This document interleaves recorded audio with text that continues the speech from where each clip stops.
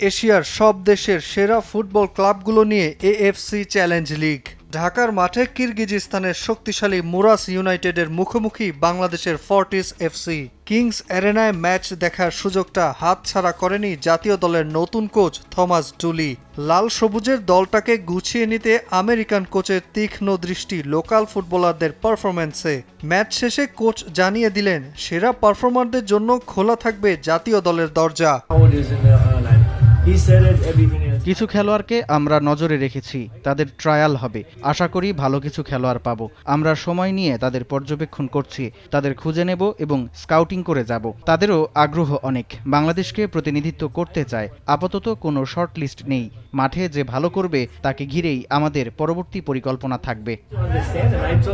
ভোগান্তি ভুলে চলে আসুন রিগালে। ওয়ারেন্টি সহ স্টাইলিশ কালেকশন নিয়ে রেডি রিগাল ফার্নিচার। আশায় বুক বাঁধছেন যুক্তরাষ্ট্রের সাবেক তারকা। স্বপ্ন দেখছেন এরাই একদিন জাতীয় দলে মাঠ মাতাবেন। ঘরের মাঠে সাফ চ্যাম্পিয়নশিপের আগে চ্যালেঞ্জ লিগ বাড়তি গুরুত্ব পাচ্ছে ডুলির কাছে। এখানে অনেক সুযোগ থাকবে। অন্যান্য সাধারণ দিনের মতো খেললে টিকতে পারবে না। এখানে বিভিন্ন দল খেলবে, তাদের খেলার ধরন, শক্তিমত্তা একেবারে ভিন্ন। এসব প্রতিযোগিতায় ভালো ফলাফলের জন্য সেরাটা দেওয়ার বিকল্প নেই। দেখার অপেক্ষায় আছি ফুটবলাররা এখান থেকে কতদূর যেতে পারে।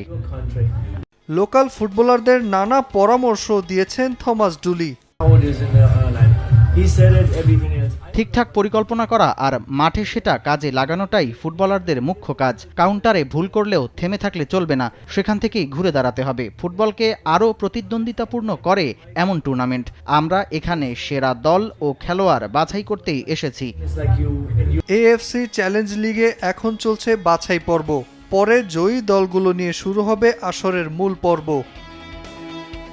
নাজমুল হাসান পুলক, সময় সংবাদ।